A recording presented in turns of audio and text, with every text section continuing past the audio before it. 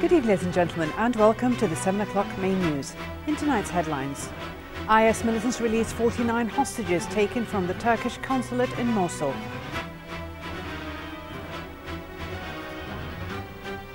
A bomb explosion near the Egyptian Foreign Ministry in Cairo kills 2 police officers.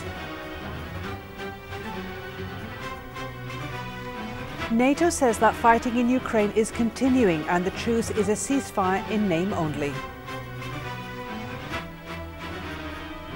And Afghan presidential contenders sign a deal to form a government of national unity in Kabul.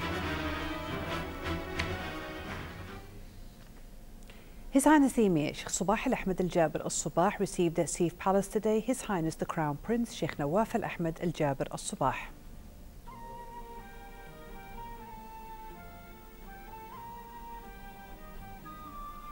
His Highness the Emir also received the National Assembly Speaker Marzouk Ali Al Ghanem.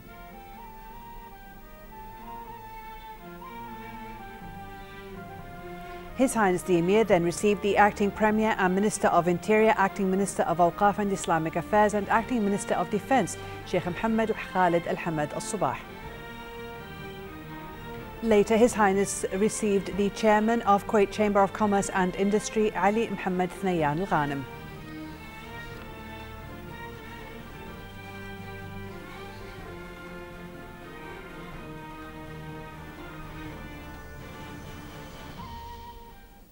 His Highness the Emir Sheikh Sabah Al Ahmed Al Jaber Al Sabah sent a cable of congratulations to His Excellency President Serge Sargsyan of the Republic of Armenia on the occasion of his country's National Day. His Highness the Crown Prince Sheikh Nawaf Al Ahmed Al Jaber Al Sabah sent a cable of congratulations to His Excellency President Serge Sargsyan of the Republic of Armenia on the occasion of his country's National Day. His Highness Sheikh Jaber Al Mbarak Al Hamad Al Sabah, the Prime Minister, also sent a similar cable of congratulations. His Highness the Emir Sheikh Sabah Al Ahmed Al Jaber Al Sabah sent a cable of congratulations to Her Excellency Marie-Louise Colliero-Preca of the Republic of Malta on the occasion of her country's National Day.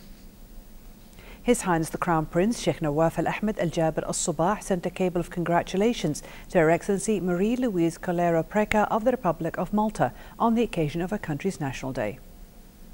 His Highness Sheikh Jaber Al Mbarak Al Hamad Al Sabah, the Prime Minister, also sent a similar cable of congratulations. His Highness the Emir Sheikh Sabah Al Ahmed Al Jaber Al Sabah sent a cable of congratulations to His Excellency Colville Young, the Governor-General of Belize, on the occasion of his country's National Day. His Highness the Crown Prince Sheikh Nawaf Al Ahmed Al Jaber Al Sabah sent a cable of congratulations to His Excellency Colville Young, the Governor-General of Belize, on the occasion of his country's National Day. His Highness Sheikh Jaber Al Mbarak Al Hamad Al Sabah, the Prime Minister, also sent a similar cable of congratulations. His Highness the Crown Prince Sheikh Nawaf Al Ahmed Al Jaber Al Sabah received at Safe Palace today the National Assembly Speaker Marzouk Ali Al Ghanem.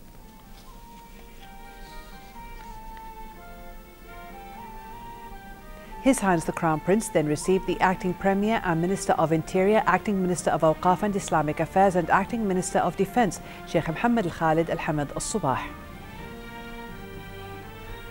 His Highness later received the Minister of State for Cabinet Affairs and Acting Minister of Justice and Acting Minister of Foreign Affairs, Sheikh Mohammed Abdullah Al Mbarak Al Sabah.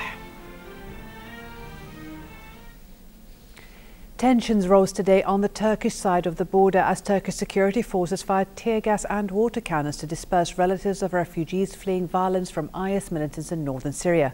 Authorities temporarily closed the border as refugees piled on the Syrian side of the frontier. Tens of thousands of Syrian Kurds have crossed into Turkey in recent days, fleeing the advance of militant fighters who have seized dozens of villages close to the border. Meanwhile, the UN Refugee Agency said about 70,000 Syrians have crossed into Turkey in the past 24 hours. The 49 hostages who were captured from the Turkish consulate by IS militants in Iraq on June 11th returned to Turkey today after intense efforts that lasted weeks. More in this report with Nadia Ali. By IS militants in Iraq 3 months ago safely returned to Turkey today. Turkish leaders gave only limited details of the release, and the hostages declined to answer all but the most general questions from journalists when they arrived at Ankara airport.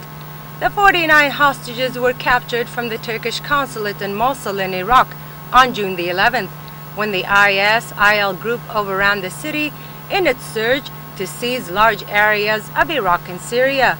But the circumstances of their release, which drew flag-waving crowds to the Turkish capital's airport, were clouded in mystery. Turkey's Anadolu agency reported no ransom had been paid and no conditions were accepted in return for their release. Prime Minister Ahmed Davutoglu cut short a visit to Azerbaijan to meet the freed hostages in the province of Sanlurfa near Turkey's border with Syria. He said the release was the result of the intelligence agency's own methods and not a special forces operations, but he didn't elaborate.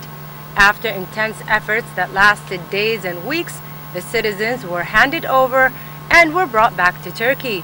They were flown back to the Turkish capital Ankara on his plane. Turkey's deputy prime minister said the hostages were all Turkish consulate employees, 46 Turks, and 3 local Iraqis. They included Consul General Öztürk Yılmaz, other diplomats, children, and Special Forces police. Meanwhile, thousands of Syrian refugees, most of them Kurds, continued to cross the border into Turkey after fleeing violence from IS-IL militants who have barreled through dozens of Kurdish villages in northern Syria.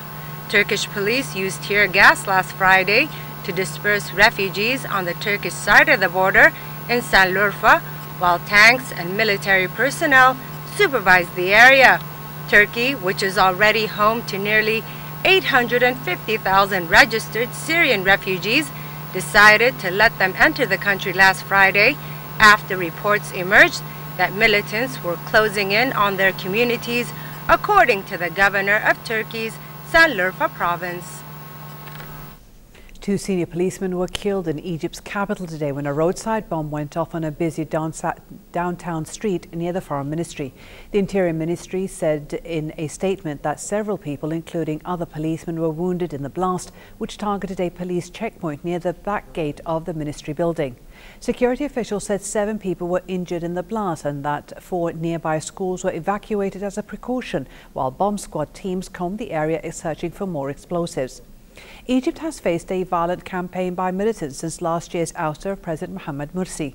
The campaign has mostly targeted security forces, first in the Sinai Peninsula, but more recently in the capital, the Nile Delta, and remote areas such as the Western Desert. Israeli and Palestinian sources said that the indirect talks over Gaza's ceasefire will resume before the end of this week.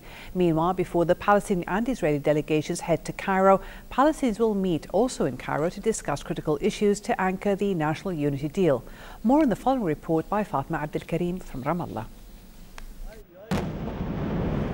Indirect talks between Palestinian and Israeli delegations on the ceasefire in the Gaza Strip are expected to resume before the end of this week in Cairo under Egyptian patronage. The talks have been appointed to come 1 month after the initial ceasefire was agreed upon last month, ending a 50-day offensive against Gaza. The new round of talks were part of the ceasefire agreement to include also the reconstruction of the seaport and the airport in Gaza, as well as the possible exchange of prisoners with the remains of Israeli soldiers. Most likely the indirect talks, ceasefire talks, is going to be long as well, and mostly it is going to be concentrated on the prisoner swap between the 2 Israeli bodies, soldiers' bodies in Gaza, and Palestinian prisoners. Other than that, there is no big optimism that it is going to handle the airport and the seaport and the other issues. Meanwhile, the Palestinian factions are also set to sit on several internal issues in the Egyptian capital, Cairo, right before they step into the indirect talks with Israel. Senior Palestinian officials said the efforts are being intensified in order to consolidate and anchor the national unity deal, which was described as essential to any future steps with Israel. The Palestinian factions are expected to discuss some details related to the unity government's mandate in both the West Bank and Gaza, as well as the reconstruction plans and peace efforts. There is a resumption of the talks with Israeli side to discuss what was left from the previous round of negotiations, including the ports, airport, safe passage and other issues. Palestinians are determined to settle their domestic issues first and then go unified to the indirect talks with Israel, especially as the top diplomatic level is preparing for a new peace proposal. Only if Israel agrees to move from ceasefire talks to talks over the borders of the coming Palestinian state, according to President Abbas's new peace proposal. Fatma Abdul Karim, Kuwait TV, Ramallah, Palestine. NATO's top military commander said fighting in Ukraine is continuing and the truce there is a ceasefire in name only. General Philip Breedlove said the numbers of artillery rounds fired recently was comparable to periods before the truce came into effect 2 weeks ago. Breedlove said he hopes a memorandum signed on Saturday for the withdrawal of heavy weapons, including artillery and all foreign fighters from a 30-kilometre wide buffer zone, will help calm the situation. A truce was agreed on September 5th, but there has been repeated violations since then. Kenya is marking a year since the attack on Nairobi's Westgate shopping centre, in which at least 67 people were killed. Kenya has been on high alert ahead of the anniversary, especially amid fears of retaliatory Al-Shabaab attacks. The extremists have launched a string of subsequent attacks in Kenya, including a wave of massacres in the coastal region. As a result of the Westgate attack, new contingents of armed security forces have been stationed at major malls. A deal to form a government of national unity in Afghanistan has been signed at a ceremony in Kabul. The signing comes after months of wrangling following presidential elections in April and June. Under the deal, Ashraf Ghani becomes president, while runner-up Abdullah Abdullah nominates a CEO with powers similar to those of a prime minister. Both sides had accused the other of fraud following the election, and the months of uncertainty have damaged the economy and worsened insecurity. Ghani and Abdullah signed the agreement at a ceremony inside the presidential palace in the capital, Kabul. Tens of thousands of Albanians of all faiths are attending an open-air mass being celebrated by Pope Francis in the capital, Tirana. The Pope denounced the perversion of religion around the world to justify violence. During a meeting with top Albanian government officials, Pope Francis held a precious gift, the mutual respect between Muslims and Christians in the country.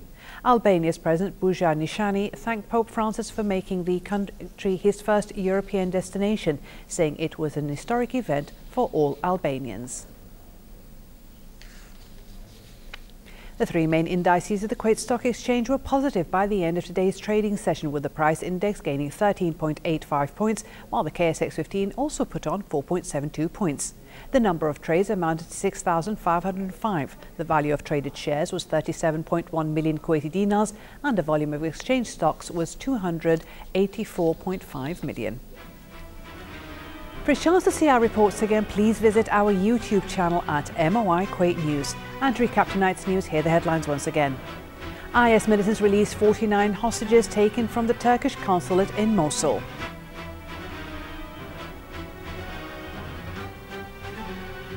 A bomb explosion near the Egyptian Foreign Ministry in Cairo kills 2 police officers. NATO says that fighting in Ukraine is continuing and the truce is a ceasefire in name only. And Afghan presidential contenders sign a deal to form a government of national unity in Kabul. Thank you for joining us.